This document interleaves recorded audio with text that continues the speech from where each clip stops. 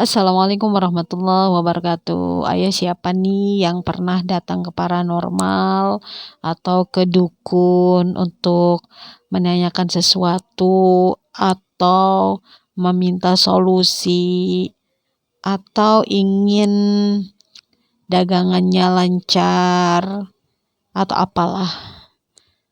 Dan kita mempercayai semua kata-kata dukun dan atau paranormal yang kita datangin itu, maka kita sholatnya tidak diterima selama 40 malam.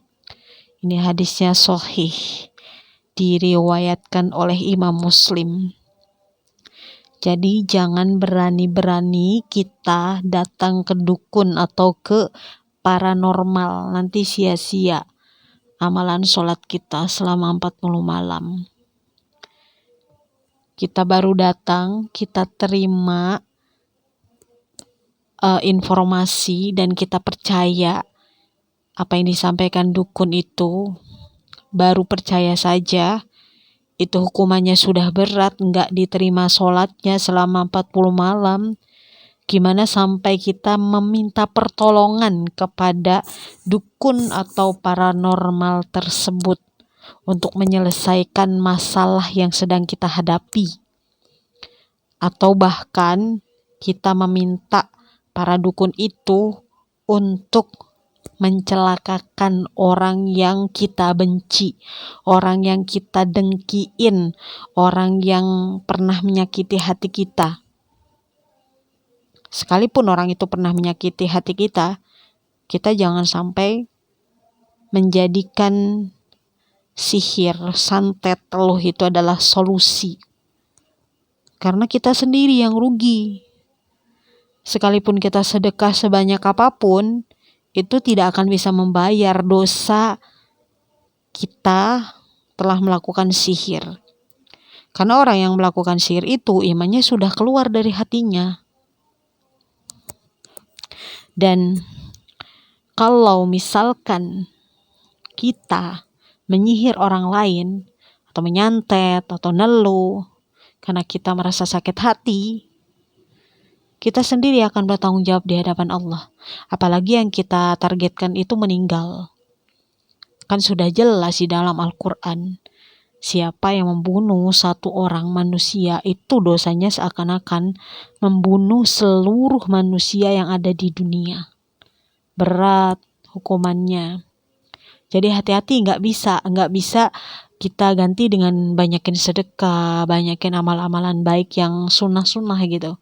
Nggak bisa, karena ini sihir atau kita melakukan praktek sihir atau kita sampai meneluh orang, itu kategorinya dosa yang sangat besar, kategorinya musyrik. Dan musyrik itu dosa yang sangat besar sekali ya. Pelakunya diancam kekal abadi di dalam neraka. Makanya taubatan nasuha. Tapi repot ya kalau misalkan kita menyihir orang, meneluh orang, menyantet orang lah gitu.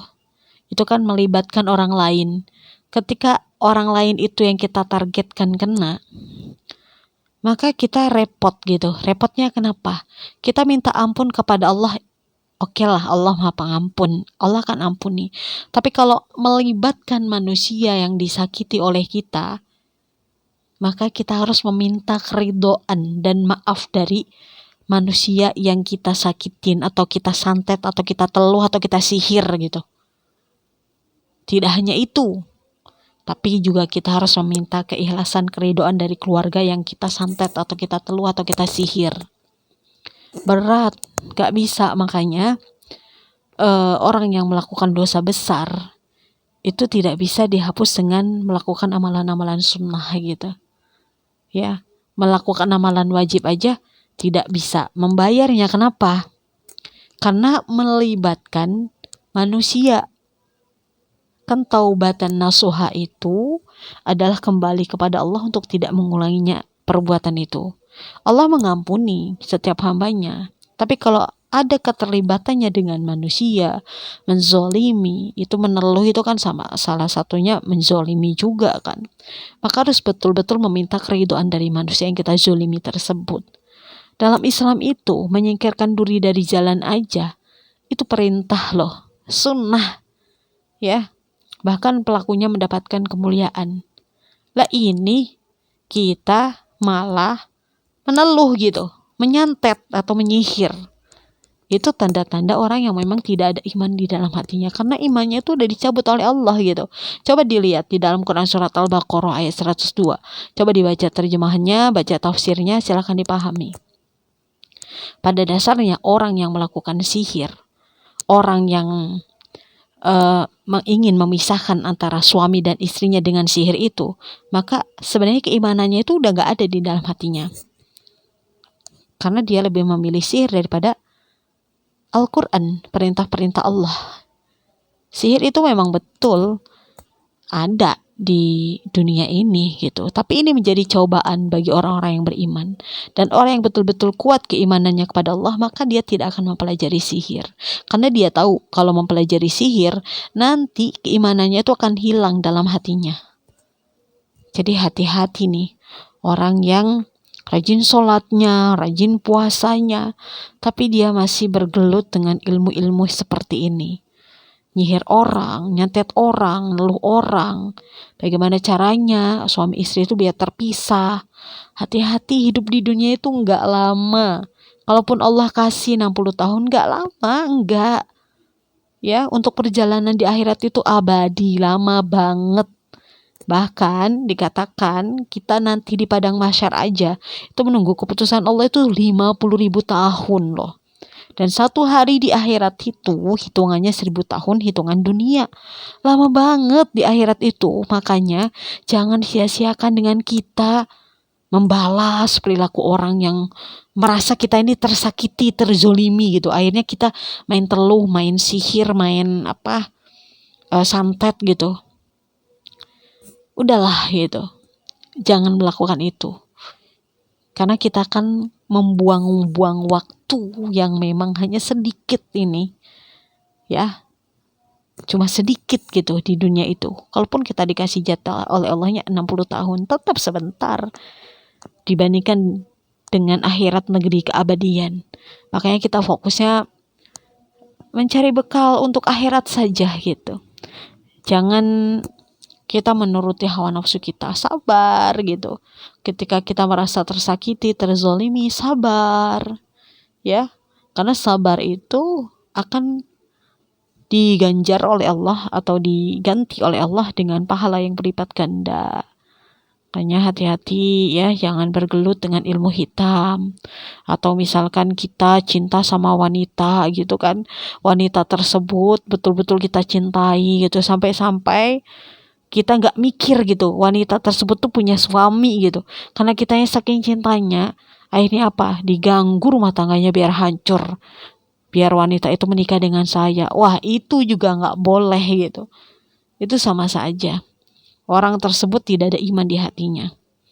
Kenapa? Karena dia lebih mengutamakan ilmu hitam gitu untuk menghancurkan rumah tangga orang. Ya, dalam hadis aja menghancurkan rumah tangga orang itu, kita tidak akan mencium harum surga. Dan bukan dalam kategori golonganku, kata Rasulullah.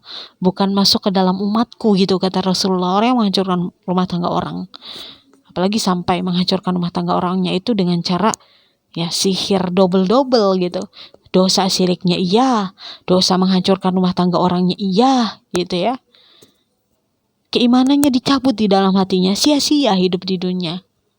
Meninggal di dalam kubur sendirian, nggak ada yang nemenin. Yang nemenin siapa? Amal ibadah gitu. Makanya perbaiki ibadah kita, perbaiki amal-amal perbuatan kita yang tadinya buruk, kita rubah menjadi baik. Yang tadinya kita ini dikit-dikit emosional, kita rem supaya tidak emosional. Yang tadinya dikit-dikit tersinggungan, merasa tersakiti, merasa terzolimi saja, kita rubah menjadi hati kita ini udah positif saja berpikirnya, biar lebih rileks, biar lebih tenang hati kita. Kalau dikit-dikit sakit hati ya lama-lama akan menjadi penyakit. Akhirnya kedengkian itu hadir gitu. Ketika kedengkian itu sudah besar, akhirnya apa? Jalan yang dipilih adalah sihir, teluh atau santet. Semoga bermanfaat. Wassalamualaikum warahmatullahi